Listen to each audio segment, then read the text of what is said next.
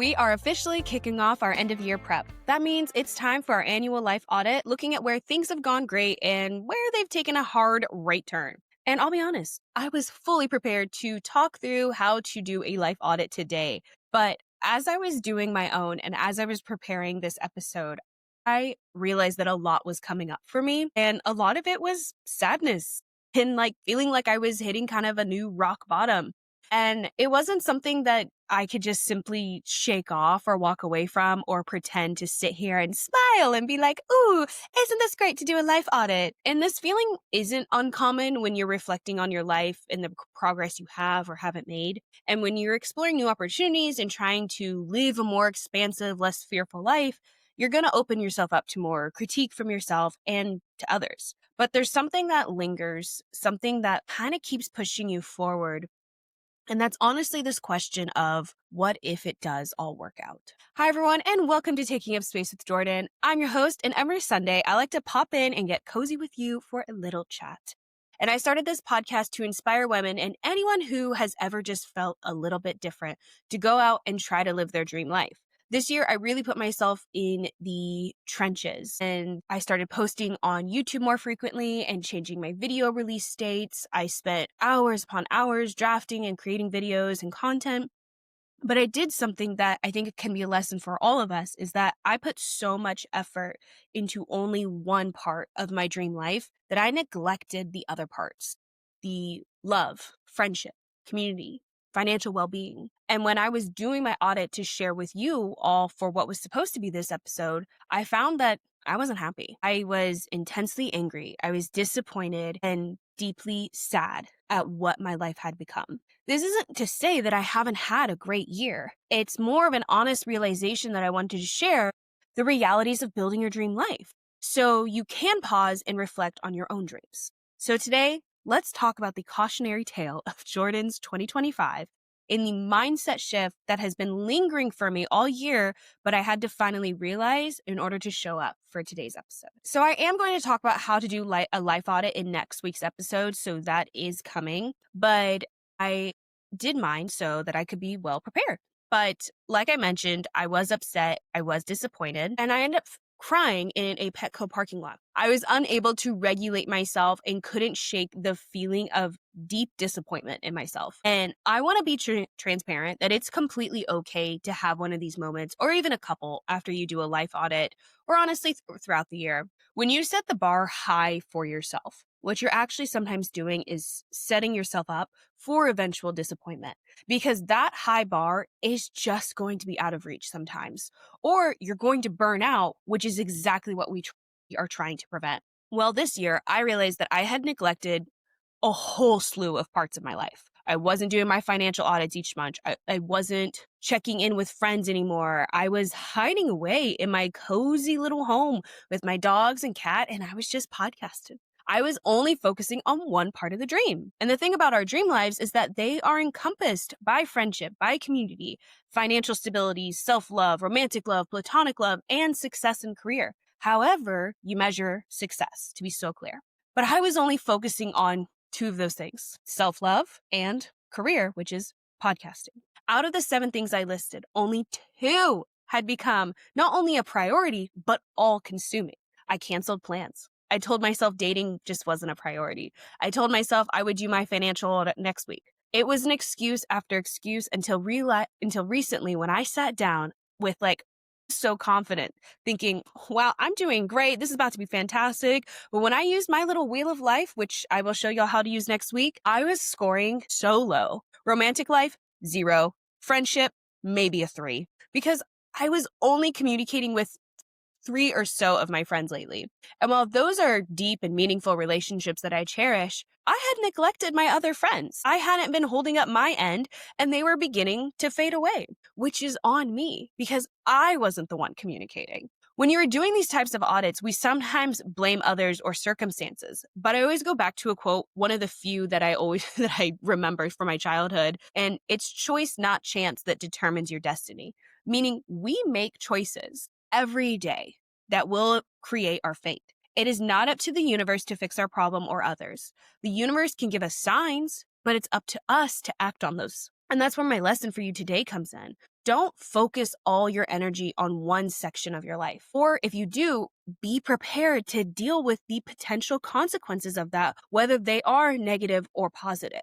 And honestly, it's what I'm facing today, which is a lot of the negative consequences. And how I'm planning on adjusting or let's say fixing some of these is basically kind of asking myself, what am I taking away from all of this? And the first thing is I'm taking away is that I am, full disclosure, going to be working through my issues around the high bar I keep setting for myself. And sure, some might say you should keep yourself to a high bar. And to that, I say to a point. If we're creating high bars as a way to expand and grow and get uncomfortable, amazing. But if we're setting high bars because we're setting ourselves up for failure, so an old part of us can say, told you so, that's a disappointment loop I refuse to participate in. I do not want to self-sabotage in one area of my life for another to succeed. Because I genuinely believe there is a balance that I need to brainstorm and build going forward. I don't have the answer for that today. Maybe it is doing 1% more in another area each day. Maybe it's creating boundaries around my work so that I can go and experience actual friendship again. But there is this one thing I am doing, which is I'm not jumping into fix-it mode. I am allowing myself to acknowledge these feelings and emotions as they come up because I do not want to gloss over this moment in my life. This feels important. And it feels like, do you ever have one of those moments where you're just like, I need to just sit with this? This feels like one of those moments. And the reason I'm sitting with my emotions is because the body signals so much when you're in those deep emotional states. Right now, there's a lot of information for me to pick up on, almost to the point that it feels overwhelming, which is something else to tune in on. But I'm frustrated, I'm disappointed, I'm thrilled, I'm scared. These emotions are all over the place, and I have to follow each one to the end to understand what I actually want versus what that initial I have to fix everything process was. Because I genuinely, again, I believe I have to figure out how to have balance. And I also believe it will all work out. If I really think about it, has been this growing mindset that I have had all year. And I'm going to tell you why. I joke on here a lot that going after your dreams requires being a little delulu. And honestly, it still does. I stand by that. But you have to embrace that slightly irrational optimism that keeps moving you forward. You got 100 views on a post, boom, you went viral. You finished writing a book, you're already picturing New York Times bestseller list. Because believing in those things, holding on to that vision of what's possible, that's what keeps you going when things get hard. Behind all the hype is this deeper, more profound question, though, of what if it does all work out? What if I did go viral? What if I did write a bestseller? What if I did nail that job promotion? What if I am pregnant? What if everything I'm working toward actually comes true? Those are part of someone's dreams. It's the purest form of what if thinking, a childlike wonder that sometimes survives adulthood. And even when we think we've become too practical, and that's what I love about it, it's not delusional. It's you are working your ass off. You are showing up every day and you're being able to still wonder, still dream, still ask, what if? And that is a massive act of self-faith. Too many adults have become jaded and given up. I do not plan on being one of them. This mindset is about joy and wonder and softness. It's about refusing to let other people's limitations become your own. And it's also why I'm not jumping into fix-it mode right now, because we have to build the evidence that things can work out for us. We have to give ourselves space to believe, to dream, and to take action from possibility instead of panic. And how I'm doing this is by simply, again, building the evidence for my brain to realize that things do work out for me. And you can do this too. The first is tracking real receipts. In my journal, I have a section titled, What Worked Out Today? It can be as simple as, my dogs pooped on schedule, or I gained 15 followers. I also reflect on past moments of stress throughout the week, what the actual outcome was. It helps build new pathways that say, hey, remember last time when you were freaking out? Guess what? Here's how it actually played out.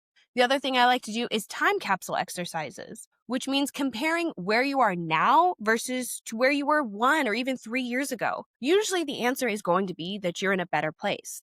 And if it's not, that's still evidence that you're choosing new paths for survival and that things can improve. The third is tuning into your emotions. And this is one of the most powerful tools, especially if you're someone who's used to bearing those emotions and immediately trying to fix things. Notice what comes up when you imagine things working out. Remember those feelings. They become your guiding light on the bad days. When something sparks joy or excitement instead of panic, that's a clue. All this emotional awareness builds the self-trust that you need to go after your bigger dreams. And the final thing, which I think is kind of different from what other people say, is acknowledging the almost. Some people call this delulu, but almost is just as powerful. You wouldn't tell a child they're a failure for not getting first place at a science fair, so don't do it to yourself. Celebrate almost getting the job, almost getting published, almost hitting the goal. These moments aren't failures. They are signs that the path is being created. Celebrating the almost creates alignment, and it tells your brain, this matters, keep going. So I ask you today, what if it does work out? What comes up for you? For me, I get a rush of excitement.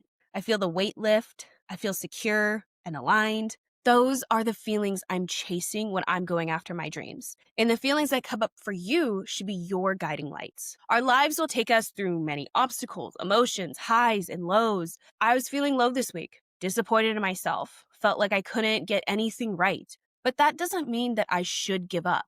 It just means I need to pause. I need to reflect. And I need to figure out my next steps. I wanted to share this moment in my life because it's a real moment in time. It's a real part of building your dream life where not everything is going to go your way, where you are going to have moments where you realize you fucked up. And there are going to be things that will distract you, that will derail you, that will frustrate you. But if you're honest with yourself, if you truly believe that things will work out because you trust your actions and your ability to follow through, you become one of the most empowered people in the room. Too many adults are giving up on their dreams, and I hope you and I are not two of them. So take a moment today and ask yourself, what if it all works out for me? What emotions come up?